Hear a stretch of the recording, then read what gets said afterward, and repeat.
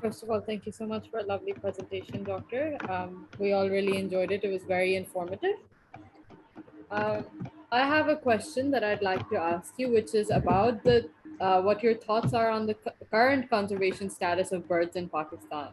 Do you think ये birds पे बहुत काम हो रहा है? कोई organizations हैं जिनके अंदर शायद हम भी volunteer कर सकते हैं? Some organizations which are particularly working on bird conservation in Pakistan. ये एक तो दो तीन जो कंजर्वेशन है, एक ऑर्निथोलॉजिकल सोसाइटी है पाकिस्तान में, ये वाहिद है जो डॉक्टर अलीम खान साहब की है, ठीक है जी। आप अगर वॉलंटरीली उसमें शामिल होना चाहते हैं तो जरूर हों। दूसरा, पिछले दिनों हमने एक जीसीयू यूनिवर्सिटी में म्यूजियम के अपग्रेडेशन के लिए एक ट्रेनिंग प्रोग्राम किया था। उसमें हमने जीसी के स्टूडेंट्स को इनवाइट किया था कि आप बर्ड सर्वे पे, मैमल सर्वे पे कहीं भी हमारी टीम जाएगी तो आप उसका हिस्सा होंगे, ठीक है जी। तो प्राइवेट सेक्टर पे ये WWF सर्वे करते हैं, वो मोस्टली उसमें वो बाज़ पूरे कैंप और सर्वे कैपेसिटी बिल्डिंग के लिए वो पूरे अरेंज करते हैं ताकि बच्चों को कंजर्वेशन साइट पे उनको स्टूडेंट को कैंप अरेंज करके उनको ट्रेनिंग दी जाए, उनकी कैपेसिटी बिल्ड की जाए। इसी तरह जो गवर्नमेंट के डिपार्टमेंट है, वाइल्ड लाइफ डिपार्टमेंट हो, वो भी अब बहुत ज़्यादा इस पर कर रहे हैं। तीसरा, हम जिस तरह आपने ये बहुत बड़ी एफर्ट है जो आप कर रहे हैं, जितने लोग उसमें इन्वॉल्व हैं, बर्ड वाचर्स हैं, बर्ड लवर्स हैं, नेचर लवर्स हैं, इमेच्योर ऑर्निथोलॉजिस्ट हैं और इमेच्योर जोलॉजिस्ट हैं जो वाइल्ड लाइफ में इंटरेस्टेड हैं, उनको अगर कोई when there is a way, definitely when there is a will there is a way, अगर किसी को भी शौक होगा तो मेरा वाइल्ड लाइफ डिपार्टमेंट अब इस स्टेज पे है कि कोई स्टूडेंट आएगा उसको हम एनकरेज करेंगे, उसको वाइल्ड लाइफ रिसर्च पे, कंजर्वेशन साइट पे हम उसको मैक्सिमम ट्रेन करेंगे, मैक्सिमम उसकी कैपेसिटी बिल्ड करेंगे। और हम वॉलंटरीली, बिलाल साहब को सारा पता है कि वॉलंटरीली ये सर्वे पे खुद पिछले दिनों गए हैं, या प्रोग्राम है कि डेजर्ट में हमने अगर कोई मैमल्स का सर्वे करना है, दूसरा करना है, तो इसी तरह हम मुख्तलिफ यूनिवर्सिटी से, मैं जैसे एजुकेशन यूनिवर्सिटी है उसमें मैं हूँ, उनको मोटिवेट करता हूँ। मैं बहुत ज़्यादा इल्हाक है मेरा जो Lahore college for women university है, उसमें हम डिफरेंट फंक्शन कराते हैं, लेक्चर देते हैं कैपेसिटी बिल्डिंग के लिए। और इसी तरह जो वॉलंटियर्स हैं जो इसमें शामिल होना चाहते हैं, इसी तरह जो आपने एफर्ट किया है, इस तरह और ऑर्गेनाइजेशन है, मेरा ख्याल है कि मैं अब ज़्यादा मोटिवेट करूँगा डॉक्टर अलीम खान साहब को कि वो मैक्सिमम बच्चों को ट्रेन करें और सर्वे में इन्वॉल्व करें और उस एनजीओ को बहुत आगे लेके जाएं, जो अगर उसमें कमियां कुताहियां तो उसमें बहुत आगे लेके जाएं। पाकिस्तान में स्टिल अभी यही है। बाकी हमने एक क्या कहते हैं वाइल्ड लाइफ फाउंडेशन बनाई थी, उसमें भी सर्वे वगैरह, फिल्मिंग वगैरह, डॉक्यूमेंट्रीज वगैरह बनाने का अब डॉक्टर वसीम खान है वो प्रोग्राम कर रहे हैं। तो उनको हमने कहा था कि वॉलंटरीली, जैसे मैं अपने स्टूडेंट को पढ़ाता हूँ, तो उनका एक बड़ा अच्छा था एपीकल्चर था, इसी तरह सेरिकल्चर के लिए हम चंगा मांगा जाते हैं। तो इस तरह जो वाइल्ड लाइफ में जितनी इन्वॉल्वमेंट है, जो कोई करना चाहता है, हमें तो खुशी होगी। हम एक बहुत बड़ा इशू फेस कर रहे हैं कि अगर मेरे पास टोटल 43 बच्चे हैं तो लकीली अनलकीली वी कैन से उसमें 33 बच्चियां हैं, बाकी बच्चे हैं। तो अब उन बच्चों को सिर्फ हम रह गए कि वाइल्ड लाइफ के लिए मोटिवेशन के लिए, क्योंकि हमारे यहाँ वो डेफिनेटली जितना भी हम मॉडर्न हो, थोड़ा बहुत फील्ड में जाने का बच्चों को इशू होता है। जैसे मैंने जेल ब्रॉलर के साथ एक गर्लफ्रेंड सर्वे किया, तो वो तो पता ही नहीं चलता था कि कोई मर्द हमारे साथ है कि औरत है। लेकिन यहाँ जो हमारा मशरकी कल्चर है, हमारा जो कल्चर है, इसमें थोड़ा डिफिकल्टीज हैं लेडीज के लिए। Actually, लेकिन this was my Z B next Mirza साहब ने question. That एक minute, what Z B Mirza साहब ने बहुत काम करवाया है बच्चियों को Lahore college for women university वालों, ठीक है जी। this was actually my next question. That what would you say about the safety for safety in this field for women in particular? I'm sure all the women that are attending this webinar would like to ask the same question. Okay, how safe is it for a girl to go on these surveys and be involved in the same field, in field work and field experience? I hope so कि अब ज़माना बदल गया है, वक्त बदल गया है। अगर ये 50% से मोर पॉपुलेशन हमारी बच्चियों की है, ठीक है, अगर ये इन्वॉल्व नहीं होंगी इस काम में, कंजर्वेशन में, तो 50% तो ऑलरेडी लैग कर गए ना हम। तो अगर ये शामिल होती हैं, तो जैसे मैंने बताया कि जेड बी मिर्जा साहब ने Lahore college for women university को रिसर्च ही कराई है। और जो सेफ्टी वाली बात आप करते हैं, तो वो ज़रा थोड़ा सा ज़्यादा मोहतात हो जाते थे। जैसे मैं गुजरांवाला का इंचार्ज था, तो मैं उनको वो जाते थे हेड रसूल पे, तो हेड रसूल पे हम ज्यादा उनकी सिक्योरिटी का थोड़ा बहुत बंदोबस्त कर देते थे, और किसी की जरूरत नहीं है, अल्लाह खैर करे, अल्लाह रहम करे, कि अगर कोई फील्ड में बच्चियां काम कर रही हैं तो अल्लाह ताला माफ करे, उनको कोई ऐसा इशू या कोई प्रॉब्लम हो। और मोस्टली हम एक हमारा जो रिसर्च साइड है ना वाइल्ड लाइफ कंजर्वेशन पे, वो बिल्कुल अभी ब्लैंक है। अब हम उनको भर्ती कर रहे हैं बच्चियों को, और हम उनको मौका प्रोवाइड करेंगे, जैसे मिसबा सरवर हमारी है deputy director wild life Gatwala है, तो हम इंशाल्लाह उनको मौका प्रोवाइड करेंगे कि वो गटवाला रिसर्च सेंटर पे काम करें, और वहां से जो रिसर्च कर रहे हैं वो जिस पे भी वो फील्ड में जाएंगी तो पूरे बंदोबस्त के जाएंगे, हमारा साथ साथ होता है, सब लोग जाते हैं। इसी तरह अगर कोई बच्चियां हमारे साथ ज्वाइन करना चाहती हैं सर्वे में, सेंसस में, तो इंशाल्लाह उनको किसी किस्म का सेफ्टी का या कोई इशू नहीं होगा इंशाल्लाह ताला। ये जंप करें, ये मैदान में आए, अगर जेल प्रोवाइड कर सकते हैं हमारे साथ डार्फन सर्वे, तो हमारी बच्चियां क्यों नहीं। Exactly, exactly. My last question before we take questions from the participants is, what is your advice for conservation of birds on an individual level? Just say the term जो use होता है usually is backyard biodiversity.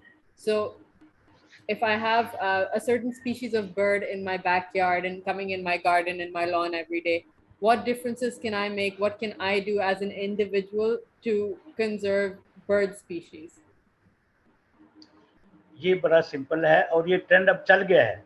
Trend ये है कि लोग अपने घरों के ऊपर पानी रखते हैं गर्मियों में, उनको खुराक देते हैं, तो वहाँ जो एंजॉय करते हैं लोग आज, वो क्या है, तोते आ गए, वो दूसरे बर्ड्स आ गए जो स्मार बड़े, जिनको बाजरा डालेंगे तो वो, अगर मकई डालेंगे तो तोते आएंगे, कौवे आएंगे, अगर आप बाजरा डालेंगे तो उसमें छोटे परिंदे आएंगे। तो इसी तरह अगर आपने तो लाट कंट्रीब्यूट कर दिया।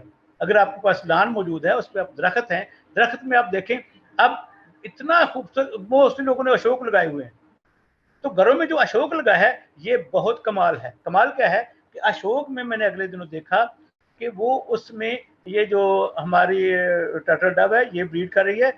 बहुत बड़ी बात है कि ग्रीन पिजन ब्रीड कर रहा है, वो बच्चा वहां से गिरा तो हमें समझ आई लाहौर जू में, यार ये क्या हो गया।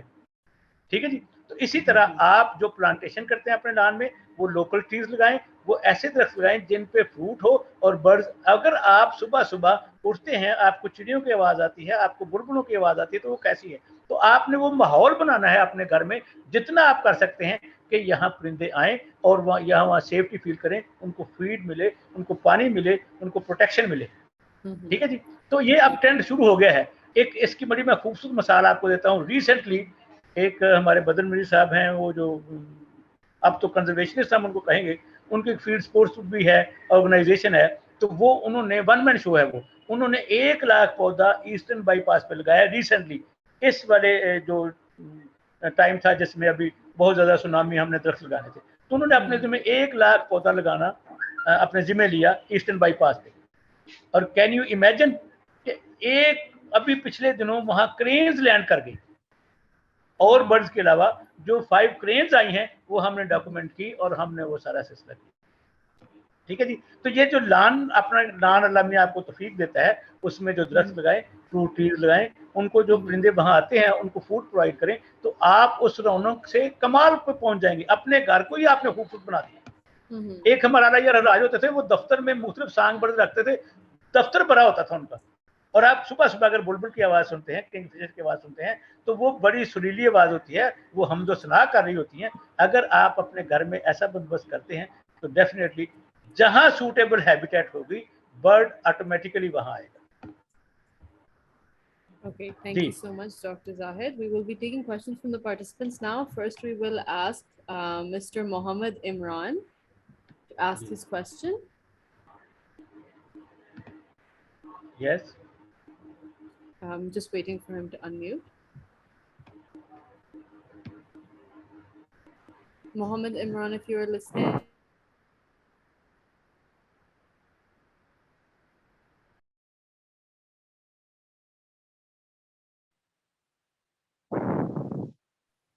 Assalamu alaikum, sir. So we can hear you. Dr. Zahid, you're muted.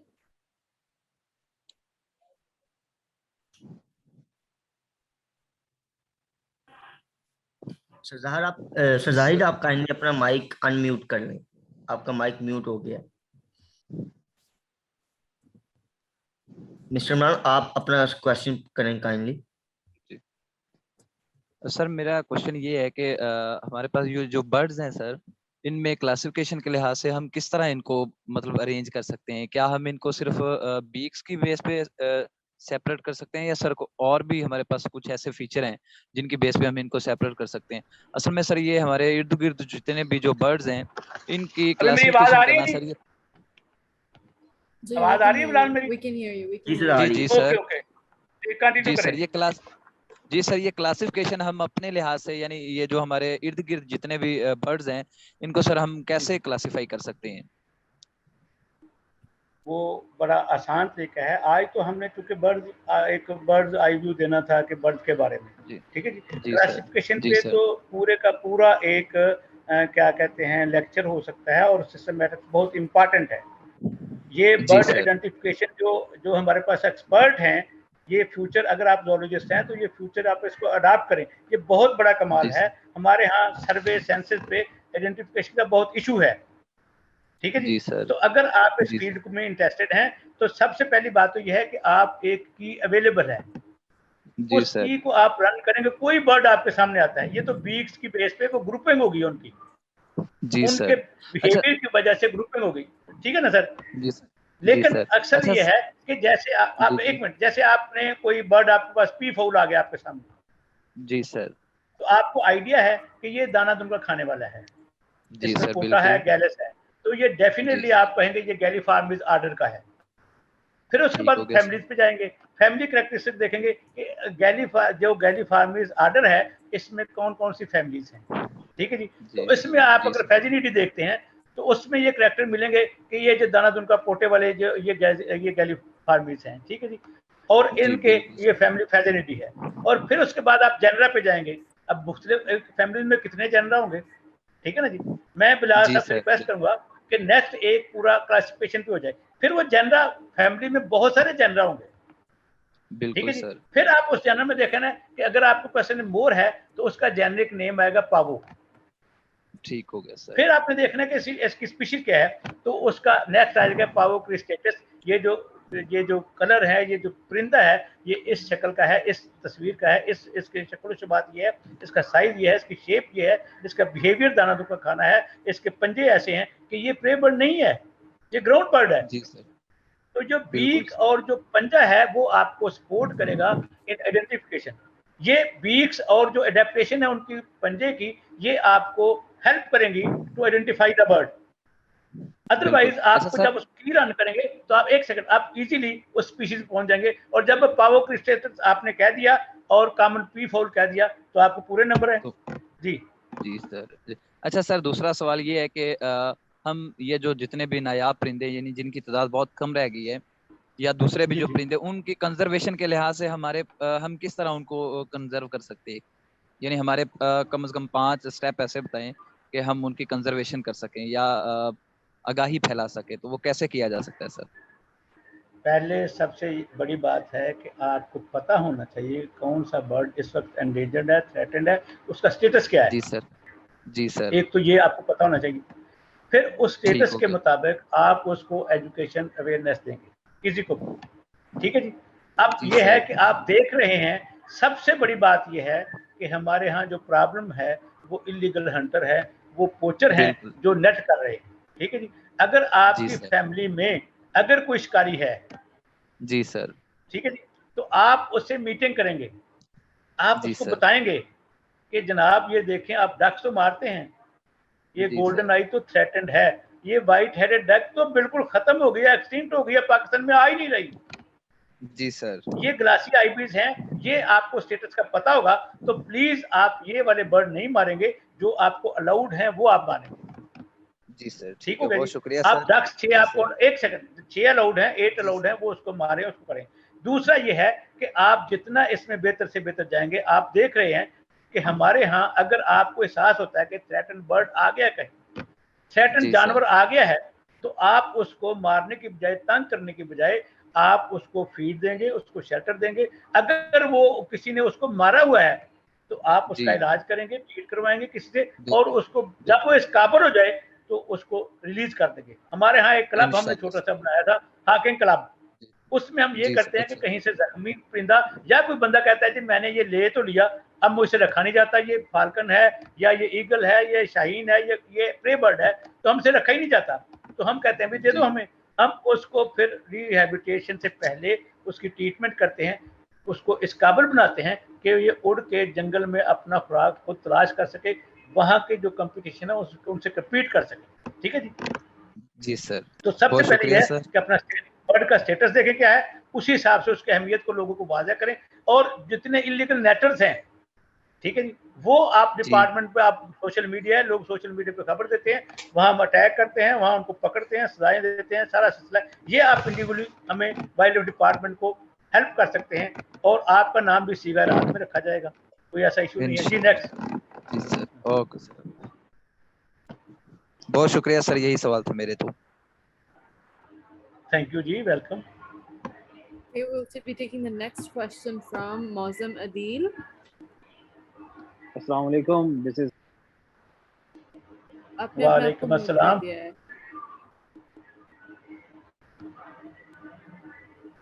yes, this is Mozam Adil. I am a student of biological sciences at Forman Christian College, Lahore. Sir, I have basically two questions. I want to ask you, how can I join your society or organization for specifically for the purpose of conservation of birds of Pakistan?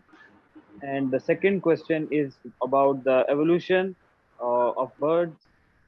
Is it is compatible with Islam and Quran and Sunnah or not?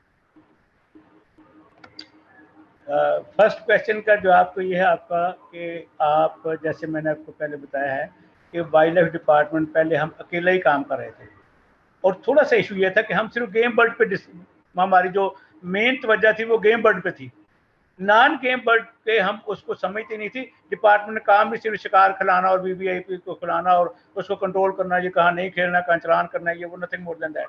लेकिन अब वो game department से wild life department बन गया है। अब each and every bird और जो अल्लाह ताला ने मखलूक पैदा की है उसकी अहमियत है, तो हम उसी पे काम कर रहे हैं। ऑर्गेनाइजेशन भी आपको ज्वाइन कराएंगे, ये बिलाल साहब से आप रब्ता रखें, हम कर रहे हैं। सबसे पहले तो मैं उस ऑर्निथोलॉजिकल सोसाइटी को ही आपको शौक को देके उसको ज़्यादा मौसर करना चाहता हूँ, उसमें ज़्यादा इन्वॉल्वमेंट करना चाहता हूँ उनको, कि जी ज़्यादा से ज़्यादा हमें फैसिलिटी प्रोवाइड करें ताकि हम कंजर्वेशनिस्ट को फैसिलिटी दें और वो अच्छे से अच्छे कंजर्वेशन बन सके।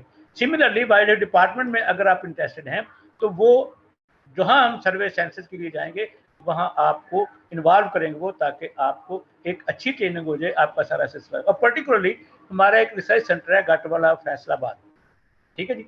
अगर आपका इंटरेस्ट होगा, और डीजी साहब जो इस वक्त हैं मलिक सनाउल्लाह साहब, वो बहुत ज़्यादा प्रोएक्टिव हैं, हम उनको कहेंगे जी हमारे बच्चों को गाटवाला वाले जब मिड विंटर सर्वे पे जाते हैं, उस पे जाते हैं डक्स के सर्वे पे या पार्टज के सर्वे पे, तो हमारी टीमें हमें चाहिए, हमारे पास स्टाफ नहीं है।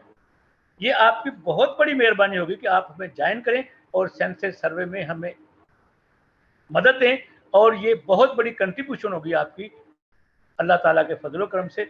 जस्ट मैं कहता हूँ कि मेरा पैगाम मखलूक खुदा से मोहब्बत है जहाँ तक पहुँचे, और जब आप मखलूक को देखते हो, उसको उसका ख्याल करते हो, तो अल्लाह आप पे बहुत राजी होता है। सेकंड आपका क्वेश्चन है कि वो तो आप फिक्र ही ना करें, वो इंशाल्लाह आपके लिए ओपनिंग है कहीं ना कहीं किसी सोसाइटी में, क्या वाइल्ड लाइफ डिपार्टमेंट आपको आपका वेट कर रहा है इंशाल्लाह ताला। सेकंड आपका क्वेश्चन जो है वो बहुत कमाल है कि जैसे मैंने अपने लेक्चर में भी बताया है कि हमारे टीचर जब एमएससी ज़ूलॉजी में था तो वो कहते थे, अल्लाह उनको जन्नत नसीब करे, फौत हो गए थे, वो हाफिज कुरान थे, ठीक है। तो उन्होंने कहा कि यार ये एवोल्यूशन को और मजहब को अलग रखो, ये उनकी वर्डिंग थी उस वक्त। लेकिन बाद में जब हमने कुरान पाक तर्जमे से पढ़ा, तो मैंने खुद पढ़ा, उससे पहले मैंने बटी एंड हाशमी की किताब के फ्रंट पेज पे ये आयत लिखी थी जो इंग्लिश में लिखी थी, and Allah has created every living creature from water, of them are those which walks on 2 feet on their belly and 2 feet and 4 feet। वहाँ एक बहुत बड़ी बहस थी कि एवोल्यूशन को हम नहीं मानते, ये कैसे हो सकता है, ठीक है। तो जो साइंटिफिक स्टडी है, जो फॉसिल स्टडी है, वो बहुत ज़्यादा अहमियत रखती है इस लिहाज से कि साइंस का काम है सामने पेश करना कोई चीज़, कोई मफरूजा नहीं है, कोई बात नहीं है, एक दिन आप, और वो साइंटिफिकली आपको प्रूव करना पड़ेगा। जैसे आर्टिफैक्ट, जैसे मैंने एक परिंदा बताया कि जो कनेक्टिंग लिंक्स है बिटवीन रेप्टाइल एंड बर्ड्स, तो वो अगर मौजूद है उसमें करेक्टरिस्टिक रेप्टाइल्स के भी हैं और उसके बर्ड्स के भी हैं, तो ये कनेक्टिंग लिंक्स हैं। ठीक है जी। और इसी तरह कुरान मजीद की आयत मैंने आपको पेश की थी कि अल्लाह ताला ने पानी से सारी जिंदगी बनाई। उसमें कुछ जानवर जो हैं वो बैली पे चलते हैं जैसे रेंगने वाले जानवर है, कुछ जो बर्ड 2 पाँव पे जैसे परिंदे हैं, कुछ जो पाए हैं जो 4 पाँव पे चलते हैं। तो ये बड़ा क्लियर डेफिनेशन आ गई एवोल्यूशन की कि कैसे पानी से मछलियां बनी, मछलियों के बाद वो तो पानी में ही रही क्योंकि उनके एक्सटर्नल फर्टिलाइजेशन थी, फिर वो एम्फीबियन बने कि जो जमीन पे आते थे लेकिन वो पानी के मरूने मिन्नत थे ब्रीडिंग के लिए क्योंकि फर्टिलाइजेशन एक्सटर्नल थी। तो रेप्टाइल्स ने क्या किया, उनमें क्या अडेप्टेशन आई, क्या एवोल्यूशन आई कि उन्होंने एग लेइंग की और फर्टिलाइजेशन इंटरनल हो गई। वो मेट करते थे, क्रॉस करते थे मेल एंड फीमेल और फर्टिलाइजेशन इंटरनल थी और वहां से एग आए। फिर उससे भी आगे जो कमाल हुआ कि मैमल्स आ गए। मैमल्स जो एक बेबी पूरा इंक्यूबेट करना है अपने बाहर नेचर में तो मुश्किल होगा, तो माँ के पेट में बच्चा है वो पल रहा है और पूरे को पूरा बच्चा बन के वो डिलीवर हो रहा है। उसके बाद आपने उसको फीड करना है, उसको 1-2 माह के लिए ख्याल करना है। जैसे अगर आप कभी ब्रीडिंग सीजन में जाए मंकीज के, तो मंकीज अपने 2-4 हफ्ते तो उसको छोड़ता ही नहीं है, वो अपनी छाती के साथ मादा उसको लटकाए रखती है और उसके साथ ही खाना खाती है, साथ ही उसको लिए पड़ती है, फिर थोड़ा थोड़ा उसको छोड़ती है, फिर थोड़ा थोड़ा उसको आजाद करते करते करते 1-2 माह के बाद वो इंडिपेंडेंट खेलना शुरू हो जाता है, भागना शुरू हो जाता है। ठीक है जी। तो ये एवोल्यूशनर जो पूरे का पूरा एवोल्यूशन चैप्टर है, ये साइंस जो है ये मैंने एक ताहिरुल कादरी साहब से, वो पहले वो कमाल लोग थे, वो बाद में जरा साइंस वो आ गए इसकी तरफ, मजहब की तरफ, तो थोड़ा उसने एक बात कही थी जो मैंने सुनी क्योंकि मैं बड़ा परेशान था कि यार एवोल्यूशन हो रही है और इस्लाम में उसका, तो उसने कहा था साइंस, ये ताहिरुल कादरी साहब की वर्डिंग थी मैंने सुनी कि जब साइंस अपने अरूज को पहुंचेगी तो कुरान के आगे सरनगू हो जाएगी। आपको मैं रिक्वेस्ट करता हूं कि तर्जुमे से कुरान पढ़ना शुरू कर दें। आपको हर सवाल का, जो जिंदगी में आपका सवाल है उसका जवाब आपको कुरान पाक से मिलेगा। Wild life management even Quran पाक में है कि जी आप मसवाक नहीं तोड़ेंगे, रात को दरख्त को डिस्टर्ब नहीं करेंगे, आप परिंदे को रात को नहीं मार सकते, दिन को मारें, ओपन मारें, और फिर उसको रात जो लाइट मार के मारते हैं, ये जो पोचर हैं, ये जो हन मारते हैं, मैं कहता हूँ इनको जलील करता हूँ, मैं उनको मैं पंजाबी में की दसा कि मैं उत्थे ही ग्राउंड पाकर लित्र मारना सा कि भाई ये शिकारी थोड़ा तू थे रात को लाइट मारी वरना हो गया जानवर तू फायर करता है। हाँ, चोलिस्तान में जाते हो अपनी जीप पीछे भगाओ, जानवर भागे, आप फायर करो, पता लगे आप शिकारी हो। ठीक है जी। तो जो रूल्स एंड रेगुलेशन है वो भी इस्लाम की बेस पे ही बनाए गए हैं और उसकी मखलूक को बचाने के लिए। और इस्लाम जो मैंने कह दिया ना आपको कि साइंस जितनी भी तरक्की कर जाए, जब अपने अरूज को पहुंचेगी तो कुरान के आगे सरनगू हो जाएंगी। कुरान में हर मसला है, हर मसले का हल कुरान पाक में है जी। ठीक है, ये अभी और एक्सप्लेन करूं? जी सर, मुझे समझ आ गई है। तो मैं बिलाल साहब से रब्ता करूं, लाहौर में मैंने आना है, मैं गुजरात का हूँ बेसिकली, एफसी कॉलेज में मैं पढ़ता हूँ। तो आपसे हम किस तरह एफसी कॉलेज लाहौर, मैं फार्मनाइट हूँ, मैं फार्मनाइट हूँ। मैं आपकी सबसे ज्यादा कदर करूंगा क्योंकि आप मेरे कॉलेज फेलो हैं, मेरे कॉलेज से पढ़े हुए हैं। कब आपने किया है वहां से? मैं अभी पढ़ रहा हूँ, करंटली मैं 3rd ईयर में हूँ, वहां पर मैं पढ़ रहा हूँ, मैं स्टूडेंट हूँ। माशाल्लाह माशाल्लाह। अब मेरे वक्त के टीचर तो वहां नहीं है, रेहान सिद्दीकी साहब थे, जवेद साहब थे, सिद्दीकी साहब अभी भी हैं और मैं उनका बहुत फेवरेट स्टूडेंट भी हूँ, शिगिर्द खास है। माशाल्लाह माशाल्लाह। तो स्टे उनका कॉलेज में ही है या आगे पीछे कहीं? अभी भी कॉलेज में, अभी भी पढ़ा रहे हैं, प्रोफेसर एमेरिटस हैं। माशाल्लाह। ये जो बिलाल है ना, इसके पास मेरा नंबर है, लेकिन मैं नंबर बोल भी देता हूँ, जो भी लिखना चाहता है लिख ले और जब चाहे मुझसे रब्ता कर सकता है। मेरा नंबर है 0323, 1 मिनट सर। जी जी, 0323 4610 4610 300। हम टाई अप कर लेंगे, कहीं जू में मिल लेंगे, कहीं किसी डीसी में मिल लेंगे या एजुकेशन यूनिवर्सिटी में मिल लेंगे, वहां बैठ के आप गपशप लगा लेंगे, जो आपके इश्यूज होंगे वो डिस्कस कर लेंगे और इंशाल्लाह हम आपको बहुत ज्यादा ऑनर देंगे, बहुत ज्यादा इज्जत देंगे, बहुत ज्यादा रिस्पेक्ट देंगे। आपका शौक देके हमें बहुत खुशी हुई जी। नेक्स्ट, आप अपना नंबर काइंडली ग्रुप में भी सेंड कर दें अदील, तो मैं आपसे कांटेक्ट कर लूंगा बाद में। ठीक है सर, मैंने नवंबर में यूनिवर्सिटी आना है, मैं आपसे रब्ता करूंगा। Thank you. participants, Dr. Zahid ने अपना number तो दे दिया, but please इसे circulate ना कीजिएगा. It's only for these for you guys because you've been participating in this webinar. Please don't circulate it कि उनको अजीब व गरीब कोई phone calls आ रही हो या text message आ रहे हो. Okay, please be respectful of his privacy. Okay, next question we will be taking from Shakil Ahmed. Can you hear us? Are you here?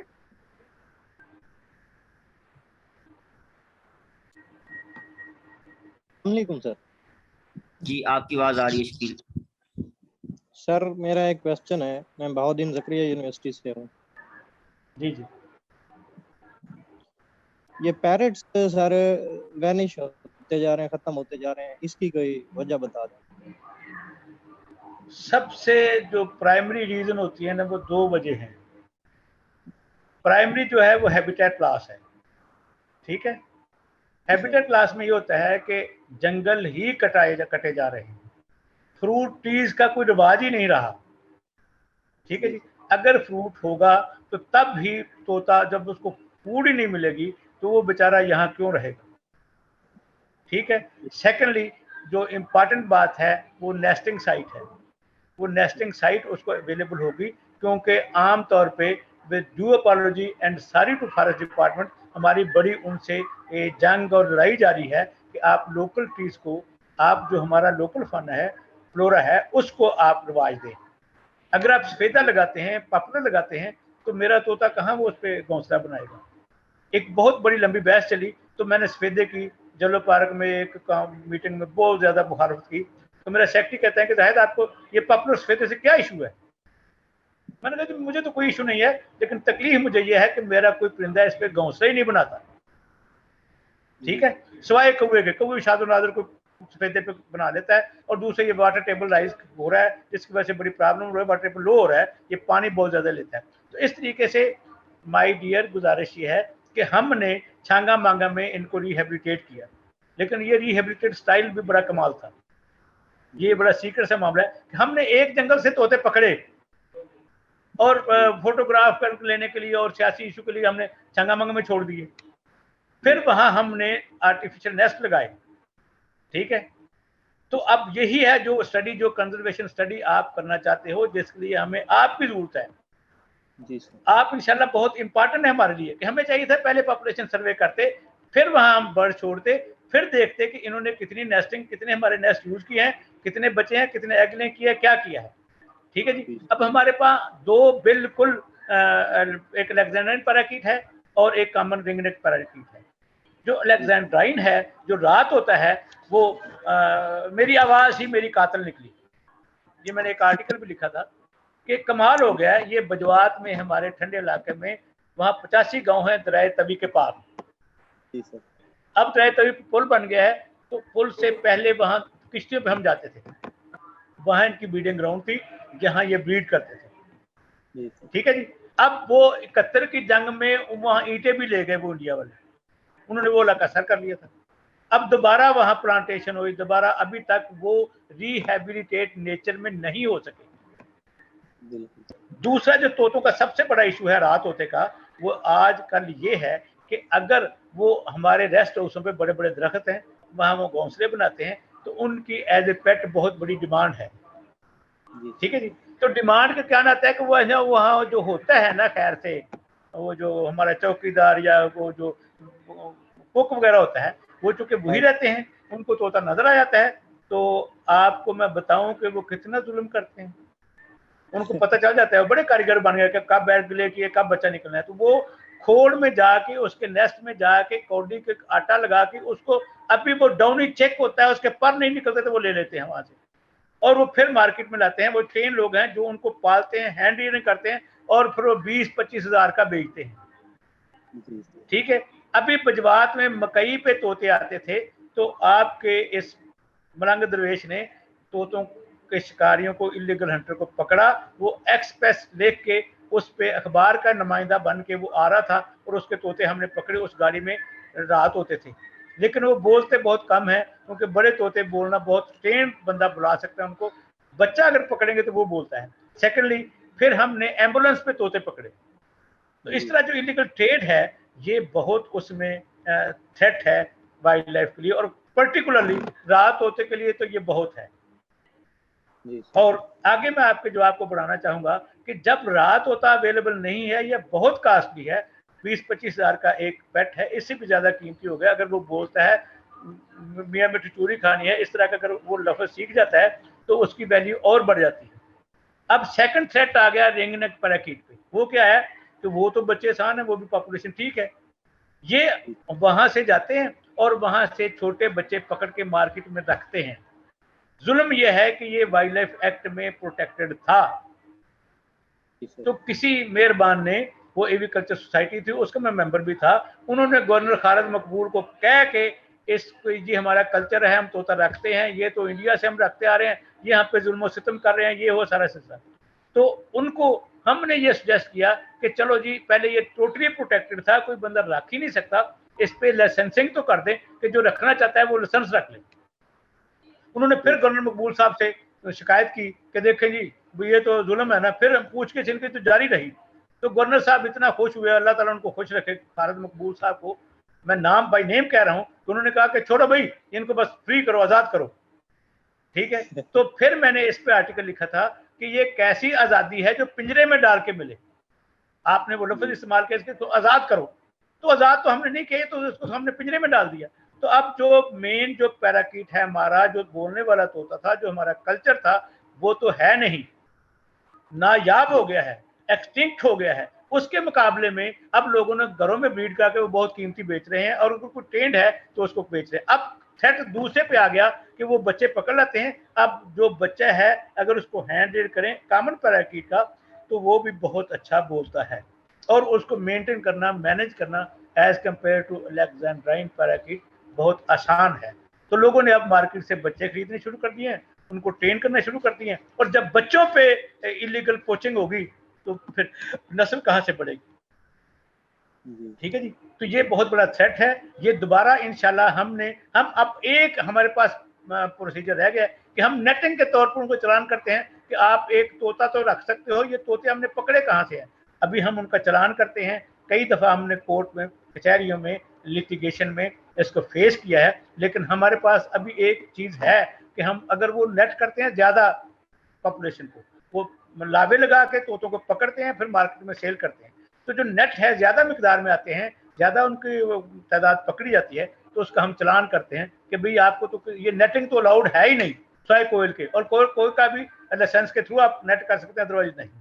तो इस लिहाज से हम उनको जो क्या कहते हैं प्रोटेक्शन प्रोवाइड कर रहे हैं तोतों को। लेकिन ये बहुत बड़ा जो थ्रेट है, ये उसका बोलना ही, उसकी आवाज ही उसकी कातिल बन गई। ठीक है जी। I have another question sir. जी जी सर, आपने डाइवर्सिटी पे बहुत काम किया हुआ है बर्ड्स की, तो मैंने लाल नेशनल पार्क में किया था बर्ड्स डाइवर्सिटी पे काम। जी जी मेरा इस्लामिया यूनिवर्सिटी बावलपुर से। जी तो डाइवर्सिटी के हवाले से थोड़ी सी गाइडलाइन लेनी थी, वो सर मैं बाद में आपको पर्सनली वो कॉल करके बता। एनी टाइम मैं मुझे बहुत खुशी होगी, बहुत खुशी होगी, बहुत खुशी होगी, इसलिए कि जैसे वो बंदा पहला इमरान साहब फार्मोनाइट थे, तो मुझे खास मोहब्बत है, सबसे मोहब्बत है, सबसे प्यार है। I respect all those people who love for almighty Allah's nature. एक और उसकी जो मखलूक है।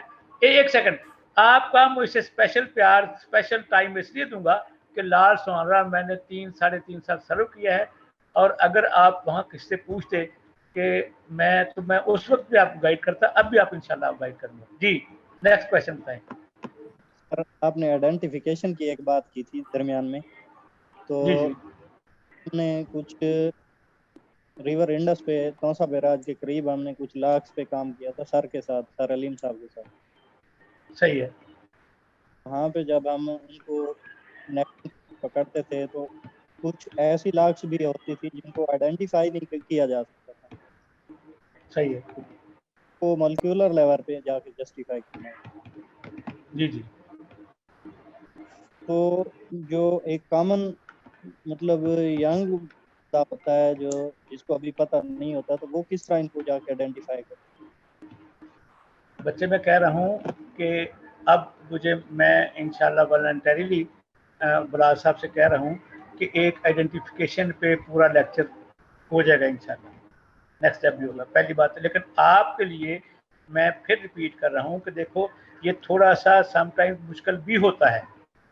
ये जो पेसराइन बर्ड्स हैं, ये छोटे बर्ड्स हैं, ये आइडेंटिफाई करना, टिट्स हैं, ये लार्क्स हैं, इनको आइडेंटिफाई करना इतना आसान नहीं है, लेकिन नामुमकिन नहीं है। मैंने एक सवाल किया अपने सीनियर जी, मैंने अपने एक सीनियर से सवाल किया कि सर ये जो प्रे बर्ड है, इनकी आइडेंटिफिकेशन बहुत मुश्किल है। तो उसने कहा कुछ मुश्किल नहीं है, जितना आप उसमें इंटरेस्ट लोगे वो सीख जाओगे। तो अब अल्लाह का शुक्र है कि मैं सोचता हूँ कि I may be one of them जो प्रे बर्ड को आइडेंटिफाई कर सकते हैं, ठीक है जी। और मुझे कॉन्फिडेंस है, मैं उस पर सोचता रहता हूँ, देखता रहता हूँ, उनकी तस्वीरें, उनकी पिक्चर्स, उनके कैरेक्टरिस्टिक्स। तो ये वाकई जो टिट्स हैं, चूंकि ये गेम बर्ड नहीं है, ये इतने इंपॉर्टेंट नहीं है, इसलिए हम हमारी डिस्कशन में बहुत काम आते हैं। तो इस लिहाज से आप अगर किसी टाइम मेरे साथ टाई अप कर लें, मैं एजुकेशन यूनिवर्सिटी या जीसी में या अपने जू में मैं आपको पूरा वो कैसे की रन करनी है वो मैं आपको बता दूंगा। उससे आपको ये हो ही नहीं सकता कि कोई पाकिस्तान का बर्ड हो और वो अनआइडेंटिफाइड हो। आप जो आइडेंटिफाई हम करते हैं वो उसके फिजिकल मॉर्फोलॉजिकल फीचर्स पे करते हैं।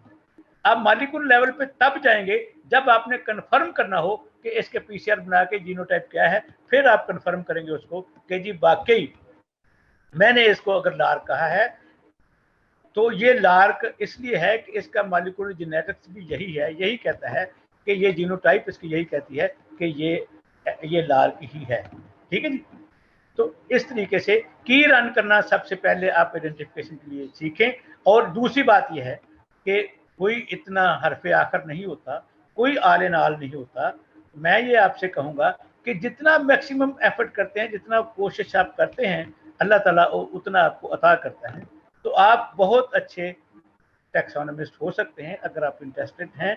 और मैं कहता हूँ कि ये बड़ी वर्जन फील्ड है, टैक्सोनॉमी को, बर्ड आइडेंटिफिकेशन को हर बंदा नहीं कर सकता। और पर्टिकुलरली जो पेसराइन है उसमें मैं कहता हूं कि बड़े से बड़ा एक्सपर्ट भी उसको सोच समझ के आइडेंटिफाई करेगा और उसको मेहनत करनी पड़ेगी, ठीक है जी। तो ये बड़ा क्लियर है कि अगर डॉक्टर अलीम खां आपके साथ था फिर भी आपको आइडेंटिफिकेशन करने में मुश्किल आ रही है, तो या तो वो किसी से मिस हो गया, सालम अली से, ज़ेडवी मिर्जा से, ग्रीमेट से, कि वो कोई उसका कैसे हो सकता है कि वो बर्ड या ना। एक और बात है, सम टाइम प्लूमेज चेंज होती है इनकी, जब एक्लिप्स होते हैं तो प्लूमेज चेंज करते हैं, तो वो जो इन बिटवीन पीरियड होता है वो आइडेंटिफिकेशन के लिए वो उससे भी ज्यादा एक्सपर्टी चाहिए, ठीक है।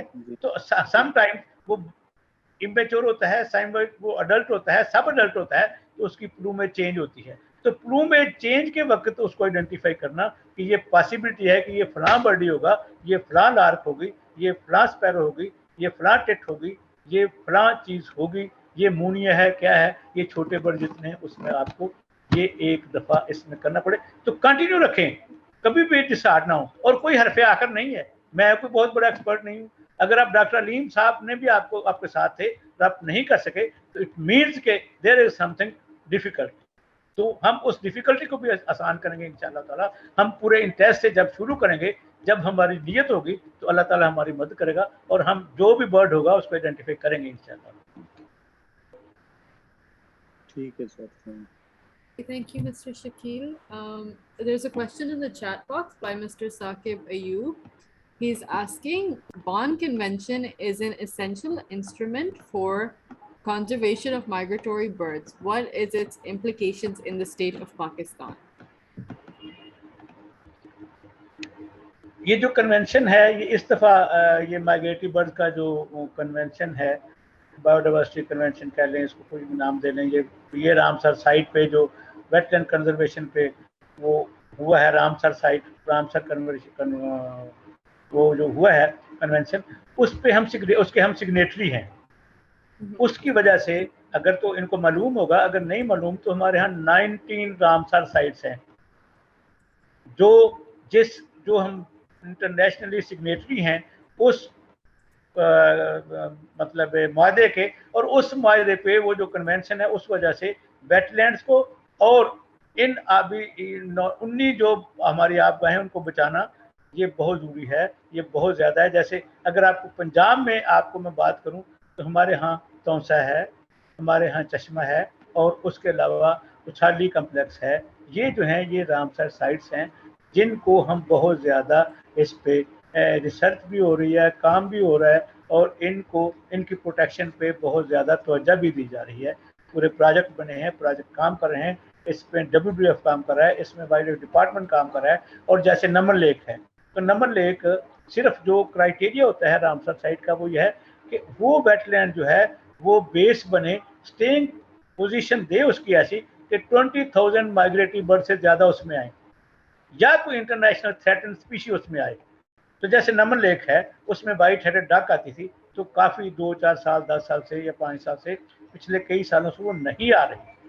तो हमने अब पूरा एक उसमें प्रोजेक्ट शामिल किया है, उसका मैनेजमेंट प्लान लिखा है, उस पे हम काम कर रहे हैं कि वाइट हेड डक क्यों नहीं आ रही, क्या इश्यूज हैं, क्या सिलसिला है।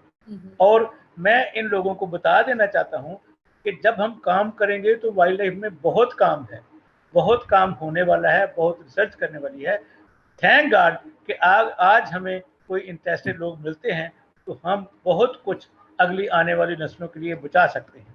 तो ये जो रामसर साइट है, जो रामसर कन्वेंशन है हमारा वेटलैंड प्रोटेक्शन का, उसके हम 1971 से सिग्नेटरी हैं और उस रामसर साइट के तहत हम उस कन्वेंशन के तहत 19 रामसर साइट्स हमने डिक्लेयर की हुई है। और क्राइटेरिया मैंने बता दिया है कि अगर एक इंटरनेशनल थ्रेटन स्पीशीज जो क्रिटिकली एंडेंजर्ड है वो हमारे आती है तो वो रामसर साइट होगी। या more than 20,000 birds, migratory birds एक हमारी वेटलैंड को एज ए विंटरिंग ग्राउंड इस्तेमाल करेंगे, यहाँ स्टे करेंगे सर्दियों में, तो उसको हम रामसर साइट के लिए रिकमेंड करते हैं और वो रामसर साइट डिक्लेयर होती है। We are signatory and we have just कि हमने वो रामसर साइट का जो हम चलान करेंगे उसका जुर्माना, उसका फाइन, उसकी कैद, उसकी सजाएं ज्यादा है as compare to other wetlands and open areas we can say. जी ठीक है। Thank you, sir. There's another question from a participant in the chat box that does not have a name. He is asking, he or she, sir, if someone does not belong to this field, as I'm from plant sciences department but fond of birds, then would you people welcome us in surveys? They are most welcome. वो इस लिहाज से कि मैं लाल सोहानरा का in charge था तो वहाँ लोग आते थे, गोरे आते थे, वो बर्ड वाचिंग करते थे, उनकी हॉबी थी।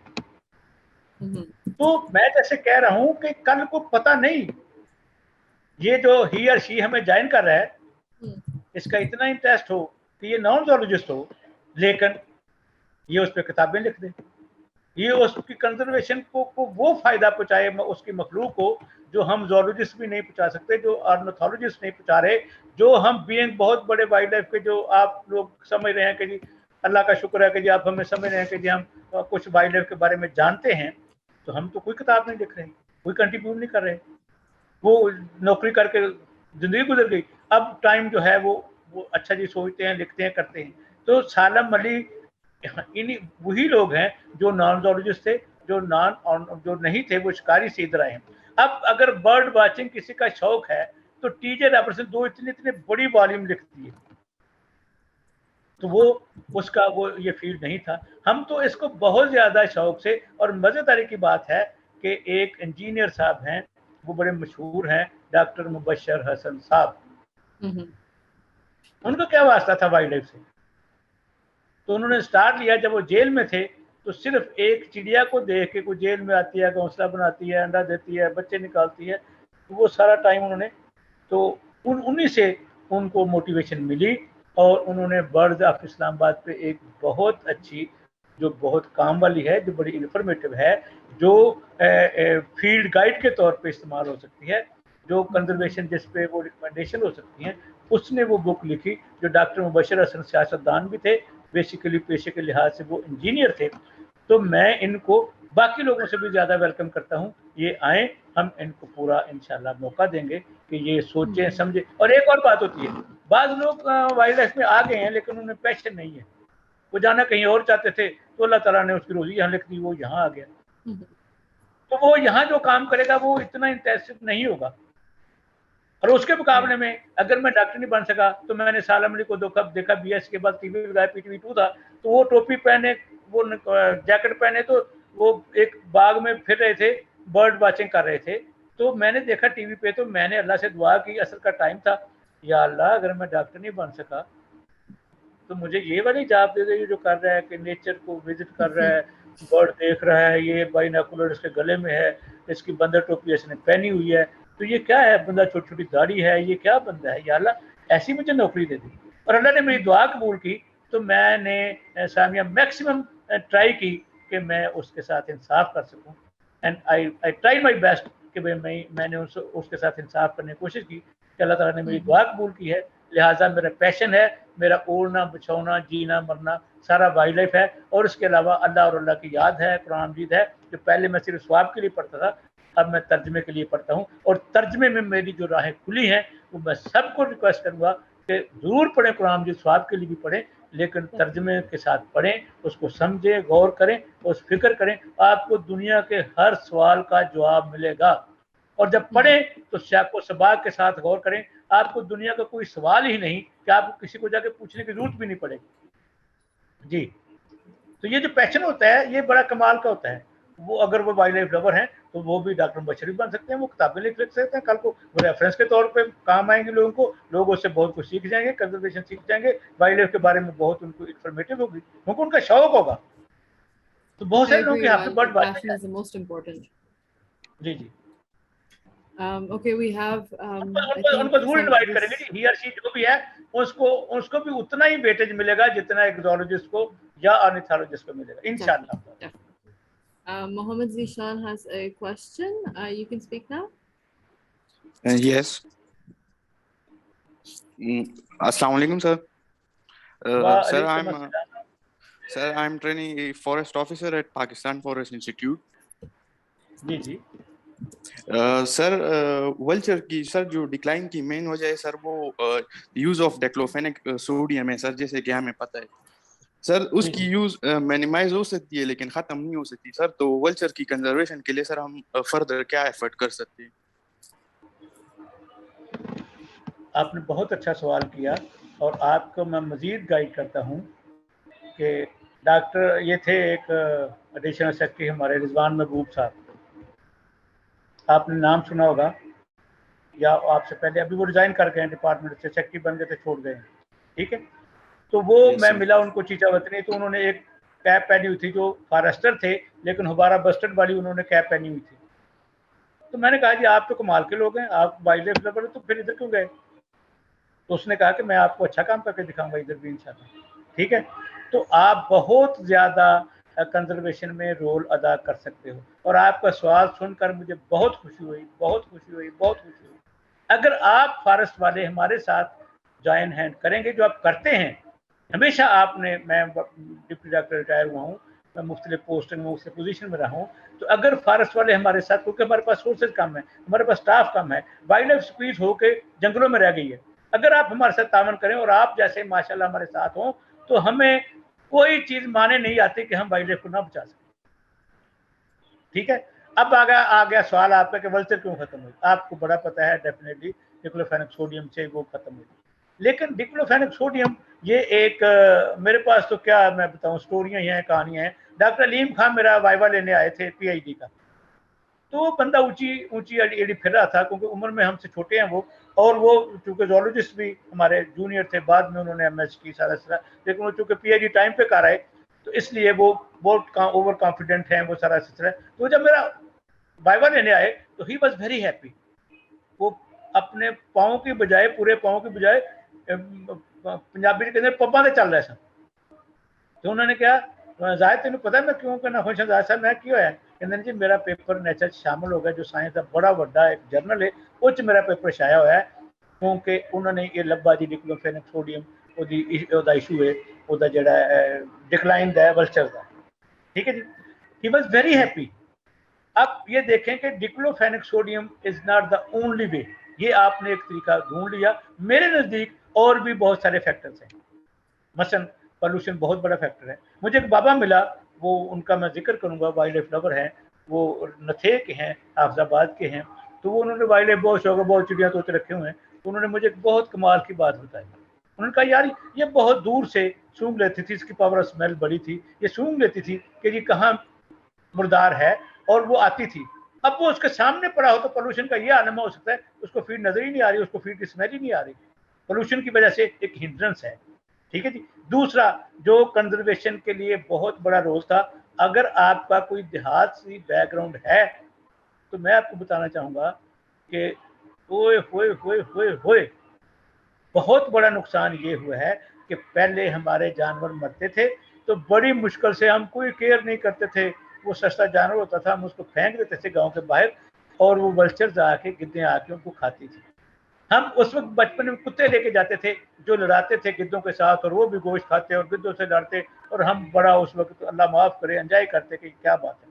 और गिद्धें जो थी वो उस स्केलेटन को इतना साफ करती कि स्मेल का कभी हमने सोचा भी नहीं था कि हमारे वहाँ कई बैठे कुत्तों को गिद्धों के साथ लड़ाते थे कि हमें स्मेल आए। अब क्या है, अब जमाना ही बदल गया, वक्त ही बदल गया है।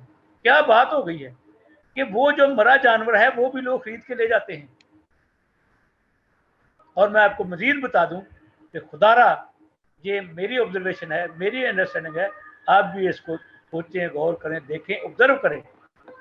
जब क्या है वो जानवर पूरे का पूरा जाता है, वो पूरे का पूरा स्मैश करके, उसको ख़त्म करके, उसका जो ब्लड है, जो चीज़ें हैं, हड्डियां हैं, जो कुछ है, वो पोल्ट्री फीड में डाल दिया जाता है।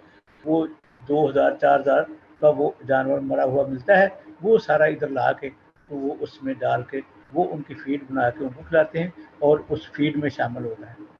अब वो वहाँ नहीं पड़ा, जब वो गांव के बाहर पड़ा ही नहीं है तो कौन उठाएगा उसको, कहाँ से गिद्धें आएंगी? गिद्धों को खुराक ही नहीं मिल रही तो उनकी सर्वाइवल क्या होगी?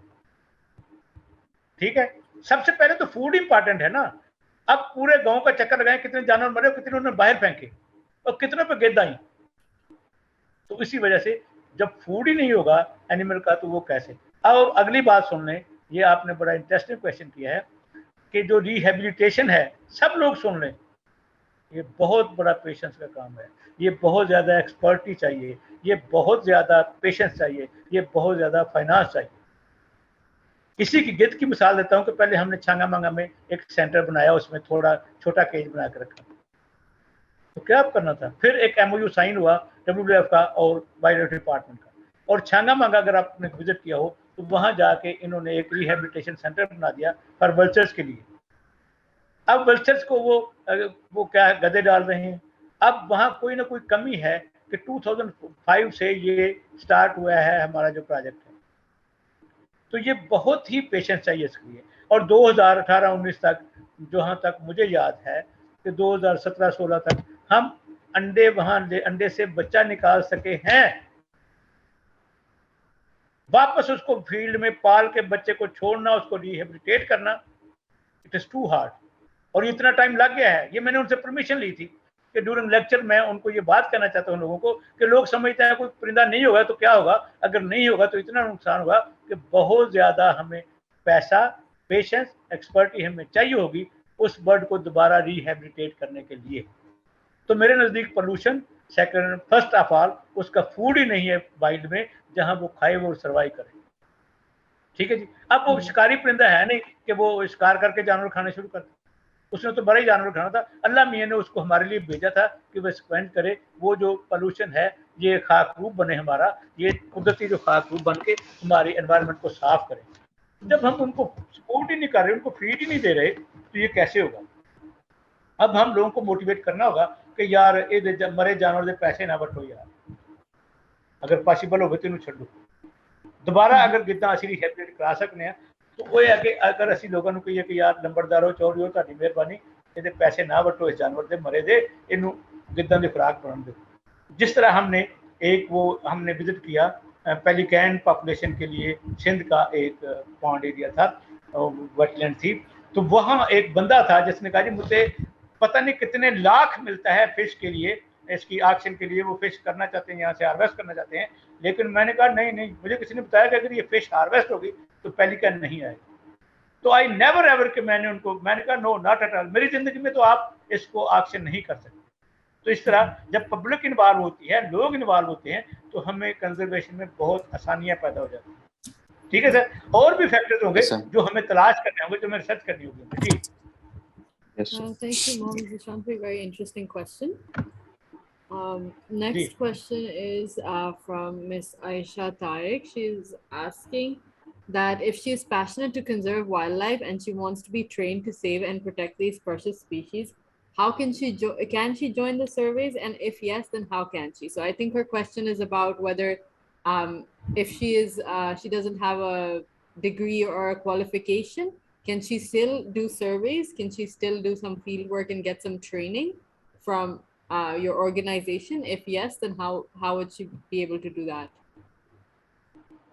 वो ये पूरे सवाल का जवाब ऑलरेडी वो सिंपली ये करें तो वो बिलाल से राब्ता कर लें, तो हम उनके लिए इंशाल्लाह उसी तरह उसी प्रेफरेंस से चांसेस प्रोवाइड करेंगे जैसे हम ऑर्निथोलॉजिस्ट के लिए या दूसरे लोगों के लिए करेंगे, और उनको ज्यादा वेलकम करेंगे क्योंकि उनका शौक है, और शौक के लिए आदमी कुछ भी कर सकता है। So, matlab, your organization does cater to amateurs, people who don't have, for example, PhD or master's degrees, or even undergraduates. If someone from high school came to you and wanted to be trained, मैं कहता हूं कि सबसे ज्यादा जो हमें आजकल मेंशनेबल example मिल रही है, मिसाल मिल रही है, वो बिलाल की है कि बड़ा पागल हुआ जा रहा है ये वाइल्डलाइफ के पीछे। हर काम में ये टांग अड़ाता है, हर काम में ये इंटरेस्ट लेता है, हर काम में ये दिलचस्पी लेता है, और राइट फ्रॉम बचपन से, अभी से नहीं है ये। तो अगर कोई मैट्रिक स्कूल लेवल का बच्चा आता है तो हमने तो बहुत बड़ी कंट्रीब्यूशन कर दी। वो अपने दोस्तों को कंजर्वेशनिस्ट बनाएगा, वो अपने फैमिली को बनाएगा, वो अपने जो फैमिली के शिकारी होंगे उनको कहेगा कि जी यार तुम गलत कर दो यार। अगर आपका इंटरेस्ट डेवलप हो जाता है कि आप कैमरे से शूट करते हैं, तो आपको तो नफरत हो जाएगी उन शिकारियों से जो पोचर हैं, जो इलीगल हंट करते हैं। बेशक वो आपको कितना भी करीबी होगा, आप उसको अच्छा नहीं समझेंगे, दिल से अच्छा नहीं समझेंगे, ये मेरा दावा है। क्योंकि जो जानवर से प्यार करता है, उसकी हरकतों सुकनात, उसका बिहेवियर देखता है, वो पागल हो जाता है कि यार ये क्या है। उसकी मैं मिसाल आपको देता हूँ, और आप लोगों के लिए, सबके लिए बड़ी इंटरेस्टिंग होगी कि जून में मेरे ये जो फैजन टेल जकाना था, ये अंडे देता था, मादा जो थी। तो सुलेमान की मेरा एक साइड थी, मैं सुलेमान के गया, जून के दिन थे, बहुत गर्मी थी, मैं अपने पार्क में गया, साथ सुलेमान की पार्क है हमारा, वहां मैंने चेंज किया, तौलिया डाला, वो धोती कुर्ता पहना, तो मैं आ गया उधर लैंड पे। जब मैं आया तो दूर से मैंने दूरबीन से देखा, तो मैंने देखा ओए मेरे परिंदे ने अंडे दे इतने बड़े, तो मैंने उसको फोटोग्राफ करना था। तो जब मैं अंदर गया, उसके करीब गया, तो वो परिंदे इकट्ठा होने शुरू हो गए, परिंदे इकट्ठा हुए, और इतना उन्होंने शोर करना शुरू कर दिया कि उनके हाथ में तीर हो तो मुझे मारे, तलवार हो तो मुझसे लड़ाई करें, नेजा हो तो मुझे मारे, बंदूक हो तो फायर करें। अब मैं जब करीब पहुंचा तो मैंने देखा ओहो ये तो यार ब्लैक विंग्ड स्टिल्ट है, उसके अंडे हैं, ये तो जकाना के अंडे नहीं है यार। तो मैंने फिर भी फोटोग्राफ की, मैं वापस आया। जब मैं किनारे पर खड़ा था तो पीआईडी यही है, उसी वक्त मेरी पीआईडी हो गई कि मैंने सोचना शुरू किया कि यार इनका बिहेवियर कैसा है। यार यहाँ देखें, मैं बहुत जगह ये एग्जांपल दे चुका हूँ सामिया के भाई, वहाँ घोड़े फिर रहे हैं, ऊंट फिर रहे हैं, भैंसें फिर रही हैं, गायें फिर रही हैं, बकरियां फिर रही हैं, भेड़ें फिर रही हैं, गधे फिर रहे हैं, इतने जानवर वहाँ मुख्तलिफ किस्म के फिर रहे हैं, और उस ब्लैक विंग्ड स्टिल्ट के जो अंडे हैं वो जमीन पे हैं। या खुदा क्या तेरी हिकमत है। इनको अभी अंडे दिए हुए को 10-12 दिन हो गए, क्योंकि अंडे कलर से मुझे पता चला कि 12 दिन पहले के ये अंडे हैं, इसका इतना इंक्यूबेशन पीरियड है, ये इस स्टेज पे अब एग लेइंग इनकी हो गई है। इनका कलर बता रहा है कि ये इतना चेंज कर गए हैं अपना कलर। तो ये इतने दिन से बचे कैसे हैं, वैसे बाए घोड़े कैसे उनके पाँव से बचे हैं। तो मुझे समझ आई कि या तो परिंदे उनको बताते हो भाई अगे मेरे अंडे नहीं, या वो जानवर भैंस हो गाय हो खुद समझती है कि ये परिंदे के अंडे, यहाँ मैंने नहीं जाना। फिर मैंने गौर किया कि यार मेरे साथ कोई लड़ाई कर रहे हैं। तो फिर मुझे जवाब मिला, उस तपती दोपहर में जब मैं खड़ा था, मेरी गाड़ी, मेरा ड्राइवर खड़ा था, उन्होंने तो कहना है बंदा पागल हो गया साडा अफसर यार, तो कितने सामने जाके बैठ जाए। ठीक है, लेकिन क्या हुआ कि मुझे समझ आई, वाह वाह वाह क्या बात है, कि जब मैं उनके करीब गया हूँ तो उन्होंने बहुत बड़ा खतरा समझा कि ये इंसान का बच्चा आ गया, भैंसे घोड़े गधे कुछ नहीं करेंगे अंडों को। ये इंसान का बच्चा आ गया ये, और हमारे जो डांगरी जो चराने वाले जानवर वो क्या करते हैं, जब वो अंडों को देखते हैं तो इधर आओ अंडे पर तोड़ो। अगर वो तोड़ते नहीं है, मेहरबानी करते हैं, तो वो उनको अंडों को पकड़ के रखते हैं दोबारा। जब रखते हैं सामिया तो उनकी पोजीशन चेंज हो गई। क्या बात है, उसने चारों अंडे, जो उनका बेजवी एंड है वो अंदर की साइड है, जो मोटा एंड है वो बाहर की साइड है, उसने अपने सीने से पर उखेड़े हुए हैं और अपना सीना क्लियर किया हुआ है, ताकि वो इंक्यूबेशन के लिए उनको टेम्परेचर, वो हीट दे सके जो वो चाहते हैं। अब मेरा डांगरी गया, उसको तो कोई परवाह नहीं, उसने कुछ भी नहीं किया, अंडे तोड़े भी नहीं, पकड़ के रख दिए, पोजीशन चेंज हो गई। अब वो पोजीशन सेट करता है तो वो बच्चे निकलेंगे, नहीं सेट करते तो अंडे खराब हो गए। तो इंसान सबसे बड़ा, ये जो वाइल्ड लाइफ का दुश्मन है ये खुद ही इंसान है, एनवायरनमेंट का, नेचर का, इसकी इंटरवेंशन है। ये पोल्यूशन का जिम्मेदार यही है। पॉपुलेशन बढ़ रही है, सोर्सेज कम हो रहे हैं, ये जिम्मेदार है। बाकी जानवर परिंदे, अल्लाह ताला ने नेचर को बैलेंस किया हुआ है। मेरे टीचर फरमाते थे, when you deceive nature, nature will deceive you. आप वो पूरा बैलेंस है, इकोलॉजिकल बैलेंस अल्लाह ने कायम किया हुआ है, प्रे प्रेडेटर रिलेशनशिप रखा हुआ है। आप उसको डिस्टर्ब करते हो, उसको जो करते हो, उस वजह से वो पॉपुलेशन जो है वो डिक्लाइन होती है। जब प्रे पूरा नहीं होता, जब प्रेडेटर उस पर नहीं होते, आप प्रेडेटर मार देते हो या प्रे मार देते हो, तो दोनों में से एक जब खत्म करोगे तो आपने इकोलॉजिकल बैलेंस खत्म कर दिया। ठीक है, तो इस लिहाज से आप जो ये कंजर्वेशन में जो हिस्सा लेना चाहते हैं, दे आर मोस्ट वेलकम। इनको पूरे उसी जोश और जज्बे से हम वेलकम करेंगे जैसे हम दूसरों करेंगे। और ये पैशन बड़ी चीज है, शौक बड़ी चीज है जी। Actually, Aisha is a zoology student in the University of Punjab, and I think she will be reaching out to you very soon to be able to work with you. We have another question from Mohammed Yusuf Ali. He's saying, my question is, which migratory bird is found in Pakistan and comes in which season in Pakistan? I'm a PhD scholar in forestry from IUP Bahawalpur. ये बड़ा interesting है।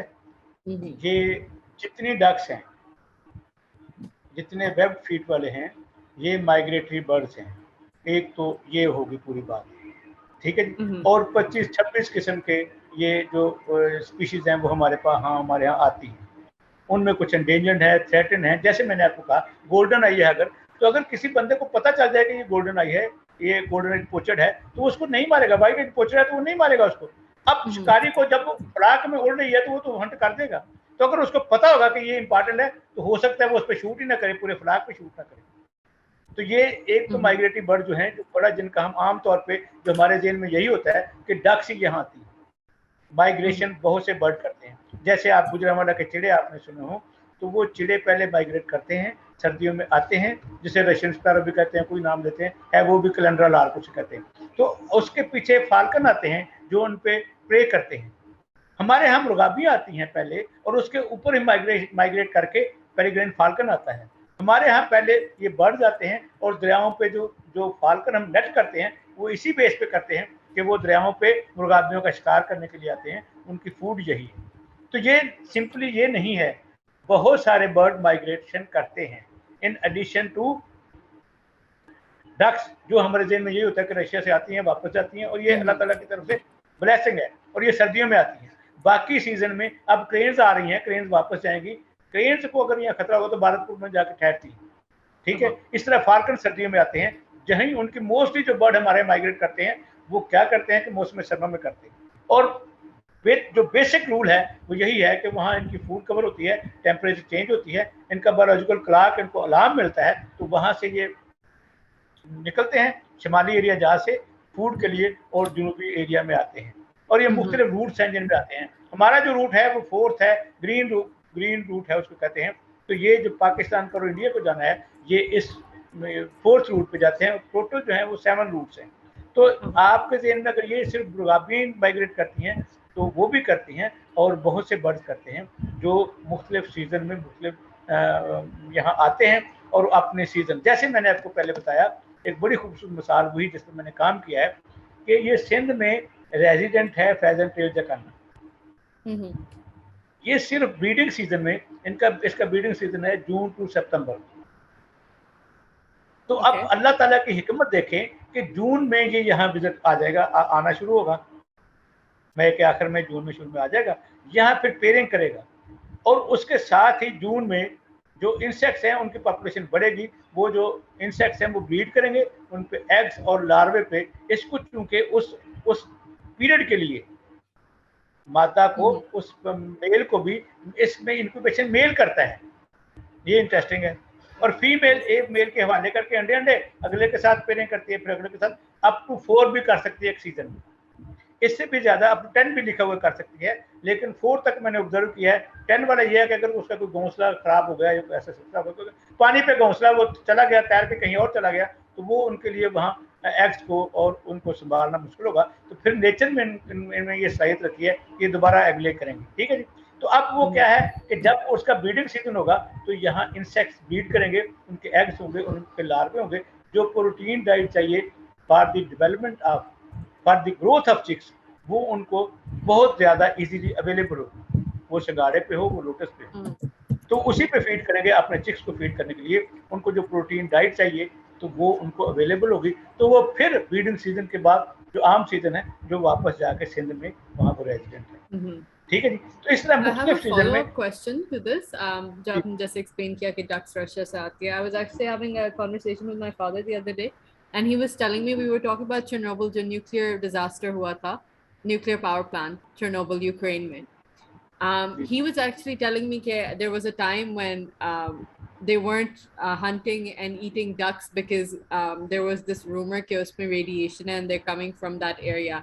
So do you remember जो 86 में हुआ था, do you remember noticing any such patterns? Did this actually happen कि the birds were carrying some amount of radiation from their during their migration?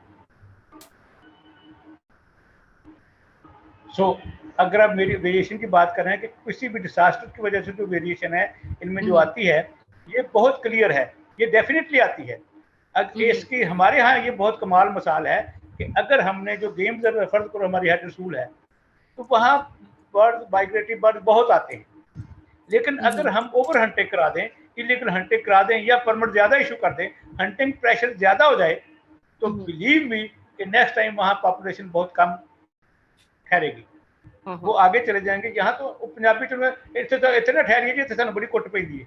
अब पंजाबी समझ रही है कि मैं ऐसे कभी कोई, ये हमें बहुत यहाँ शिकार होता है, हम यहाँ नहीं ठहरेंगे, वो डिसाइड करते हैं कि हम आगे जाएंगे जहाँ प्रोटेक्शन होगी, जहाँ सेफ्टी होगी, जहाँ फूड अवेलेबल होगा, जहाँ हमें खतरा कम होगा, वहाँ जाएंगे। ठीक है। तो एक बड़ी अच्छी मिसाल मुझे याद आ गई अभी, मैं जू का डायरेक्टर तो उस वक्त नहीं था, बाद में बना, और मारिया आप सुन के हैरान रह जाएंगी कि ये जो बहुत बड़ा धमाका हुआ था उस पे ISI के ऑफिस के, वो साथ ही दूर में था, दूर के साथ था, और बहुत सारे बच्चे, मैं बहुत देर बाद वहाँ से आया, तो मैंने जब स्टडी किया तो मैंने देखा कि बहुत सारे जो हरण हैं उन्होंने अबॉर्ट किया स्टिल बर्थ में। अगर वो प्रेग्नेंट थी उस वक्त तो उन्होंने अबॉर्ट कर दिया, अगर और उसके बाद स्टिल बर्थ हुई तो पूरी तरह इतनी स्ट्रेस में आई, हालांकि वो धमाका उधर हुआ, इधर तो कुछ नहीं हुआ, लेकिन धमाका इतना खतरनाक था कि अगर इंसान कांप गए हैं तो जानवरों को भी इतना असर होता है। ठीक है। तो इस तरह कोई भी जो डिजास्टर है, कोई भी जो ऐसा इशू है, और परिंदे और जानवर जितना मुझसे बुलाएंगे मैं बोलता जाऊंगा। कैन यू इमेजिन कि बर्ड हमें बताते हैं कि ज़ल्ज़ला आने वाला है। सबसे पहले आप अगर बर्ड्स की हरकत और सकरात नोट करेंगे तो वो आपको बताएंगे कि कोई हिलचुल होने वाली है, बर्ड डिस्टर्ब्ड हैं, अनईजी हैं, और वो आपस में कुछ, उनका बिहेवियर जो है वो इवन बिहेवियर नहीं है, नॉर्मल बिहेवियर नहीं है, उनका बिहेवियर बड़ा खौफजदा सा है और डरा सा है और अबनॉर्मल बिहेवियर है जो उनका यूजुअली नहीं होता। तो वो डेफिनेटली कुछ देर बाद आपको देखेंगे कि यहाँ क्या है। और दूसरा, ये मौसम को इतना एंजॉय करते हैं कि अगर बादल आ रहे हैं तो रडिशल डक गीस मैंने उनके आगे आगे उड़ते देखे हैं और एंजॉय करते देखे हैं, वो फ्लाई जो वो कर रहे हैं। तो इस तरह क्लाइमेट डिजास्टर वो इन सारी चीज़ों पे, जानवरों पे, परिंदों पे बहुत असर करता है। और ये आपकी जो लोकल गाय है, जिसको आप चोलस्तानी गाय कहते हैं, अगर जो बंदा है, जो चरवाहा है, उसको समझ नहीं आ रही कि पानी कहाँ है, तो जानवरों को तो पानी चाहिए, तो अगर वो अपनी गायों को, अपने जानवरों को, उस रिवर को आज़ाद कर दे, तो कैन यू इमेजिन कि वो पानी पे जाएंगी। अपने हिसाब से जाएंगी और पानी ढूंढने की कहाँ है, और मीलों फासला तय करेंगी पानी पे जाने के लिए। और वो वेट करते हैं कि अच्छा हूँ सानू नहीं समझ आई तो असं ये पिछे लगने गाँव आपकी जान नहीं पानी पे। ठीक है जी। जी और बात बताऊं, मेरा एक मेजर था जो बाद में एसपी बना, एक सेकंड, तो वो कहता था जी जब मैं अपने घर में रखता हूँ ना ये खाना दाना इनके लिए बर्तनों में, तो इनका बिहेवियर देख के मैं घर वालों को कहता था ओ बीबी अज कपड़े धो तू ना धोना, अज बारिश आने वाली है। उन्होंने कहना कि आपको कैसे पता चला है, तो मैं कहना मेरे जो बाप लड़ जिन्होंने जिन्हें सेड़ा ने ना ये दस दिया ने कि अंदर बिहेवियर दसदा है कि ये बारिश आने वाली है। तो उसने मुझे खुद ये सारी स्टोरी बताई, जेल में उसकी पोस्टिंग थी, तो उसने कहा मैं इनके लिए फीड वगैरह रखता था, तो ये आती थी बोलती है मुझे अच्छी लगती थी, तो अगर मौसम में कोई चेंज आ रही थी धूप भी हो तो मुझे पता चल जाता कि बारिश आने वाली है। जी next. So again, our very active participant, Mohammed Zishan, is asking in the chat box, sir, as there is an indicator plant species to predict the presence of mammals, is it the same for bird species? या आप बड़ा clear ये देखें कि अगर आपने कभी golden Oryol देखा हो तो वो मैंने देखा चांगामंगा में कि वो जो नेस्ट कर रहा है वो एक बिल्कुल हल्का सा उसने नेस्ट बनाया हुआ है, जैसे कपड़ा बुन के उसने नहीं रखा नीचे, और उस पर वो एग्ले कर रहा है और उसको वो बैलेंस कर रहा है। अब उसकी जो ब्रांचेस हैं जो हम प्लांट की जुबान में, बॉटनी की जुबान में इनफ्लोरेसेंस कहते हैं कि शाखें कैसे निकल रही हैं, तो अगर वो शाखें सूटेबल हैं उसकी नेस्टिंग साइट के लिए तो वो वहां स्टे करेगा। ठीक है जी। अगर वो नेस्टिंग साइट के लिए वहां प्लांट नहीं है तो वो क्यों स्टे करेगा। ठीक हो गया जी। अभी गिद्धों की बात हुई है कि गिद्ध का क्या है, 120 फीट से ऊपर जाके गिद्ध घोंसला बनाती है। ठीक है। तो एक दफा ये भी बड़ा मजा हुआ कि छांगामांगा के टूर के दौरान ही किसी जंगलात वाले ने कह दिया कि जब जी वाइल्ड लाइफ तो है ही नहीं, तो मुझे ये नहीं पता था कि वो मेरा कुलीग है कौन है, I was unknown to him, he was unknown to me. तो मैंने कहा ये बंदा कौन है, फिर इसने क्या बात कर दी जी वाइल्ड लाइफ तो डिक्लाइन ही हो रही है। तो मैंने सेक्रेटरी की ब्रीफिंग के दौरान मैंने जवाब दिया no problem sir, when everything is going to decline, how can I dare to say that wildlife is going to incline? Sir जब दरख्त होगा तो मेरा परिंदा घोंसला बनाएगा ना। जब दरख्त ही नहीं होगा तो मेरा परिंदा घोंसला कहाँ से बनाएगा। और जैसे पैराकीट्स की बात हुई थी तो 120 फीट से अब जाके वो अंडे बच्चे निकालता है, अंडे देता है, बच्चे निकालता है। तो अब अंडे वो सिर्फ रेस्ट हाउसों पे जो सिंपल का दरख्त है वो ऊंचा है, तो बाकी दरख्त ही नहीं रह गया। बुझवात सिर्फ इसलिए कि वहाँ ऊंचे दरख्त थे, पुराने दरख्त थे, उनमें खोल बन सकती थी, नेस्टिंग साइट उसको प्रोवाइड थी, तब भी वो वहाँ स्टे कर सकता था। गिद्धों के अब नेस्टिंग साइट भी अवेलेबल नहीं है। विद ड्यू अपॉलॉजी जो भी है वो उसको चाहिए कि मेरी बात को नेगेटिव लेने के लिए इसको पॉजिटिव ले। जब मैंने 97 में ज्वाइन किया गुजरांवाला डिवीजन तो मैं डफर गया था, तो डफर में उसको कहते हैं कि वो खड़े थे जो दरख्त थे उनको वो सैंपल कह लें या कोई ऐसी चीज जैसे अभी बड़ी टर्म बोलते हैं उसके लिए कि वो खड़े होते हैं कि आप जो कटाई कराएंगे तो ये इतने जो प्लांट हैं वो एज ए नमूना आप शो करेंगे कि ये एग्जांपल है, ये वो इस इतने दरख्त इस लेवल के दरख्त हमने काटे हैं। तो वो वहां खड़े थे तो गिद्धें थी। जब कुछ अर्से बाद वो दरख्त ही कटा दिए गए और वो उस जो मैनेजमेंट प्लान था उसके मुताबिक वो नहीं रहे दरख्त, तो गिद्धों को नेस्टिंग साइट ही नहीं मिली, तो वो क्यों आएंगी वहां। तो नहीं थी गिद्धे वहां। फिर हमने गधा मार के वहां फेंका ताकि उसको रेस्टोरेंट बनाते हैं, अगर गधा फेंकते हैं तो क्या गिद्धे यहाँ आती हैं, तो वो नहीं आई थी। तो ये फॉरेस्ट वाले मैनेजमेंट प्लान लिखते हैं उसमें ये जो क्या करते हैं उसमें वो खड़ा ये प्लान करते हैं कि इस साल ये कटाई, इस ब्लॉक की कटाई होगी और इसमें इतने दरख्त खड़े रहेंगे। वो खड़े दरख्त डालियां हैं शीशे में, बड़ी ऊंची जाती हैं, उस पर वो नेस्टिंग साइट है गिद्ध के लिए, वो दूसरे बर्ड के लिए, बहुत सारे बर्ड के लिए नेस्टिंग साइट है। अगर नेस्टिंग साइट ही नहीं है तो वो कैसे। तो इसलिए मैं कहता हूं कि अब सारी दुनिया एजुकेशन अवेयरनेस से अवेयर हो गई है कि जो लोग दरख्त लगाएं वो भी लोकल लगाएं, फ्रूट ट्रीज लगाएं और ऐसे दरख्त लगाएं जो उनको नेस्टिंग साइट प्रोवाइड करें ताकि जानवर को किसी किस्म की प्रॉब्लम ना हो। उसको चाहिए क्या, फूड, नेस्टिंग साइट और प्रोटेक्शन। ठीक है। Exactly. तो अगर ये चीजें कोई दरख्त उनको प्रोवाइड करेगा तो तब ही वो अभी ये जितने या निम है, ये क्या कहते हैं दरेके वगैरह हैं, इनमें आप देखें ये बहुत अच्छा, ये छाया भी बहुत अच्छा है और हमारे छोटे बर्ड के लिए ये बहुत अच्छे नेस्टिंग साइट भी Yes.